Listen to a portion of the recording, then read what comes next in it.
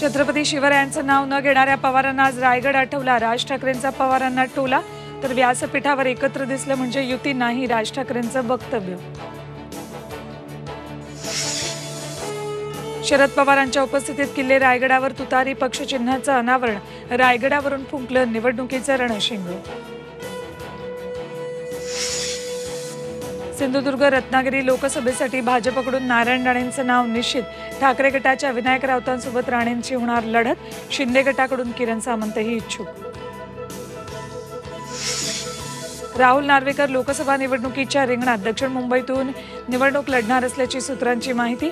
पक्ष देईल ती जबाबदारी पार पाडेल, नार्वेकरांचं वक्तव्य।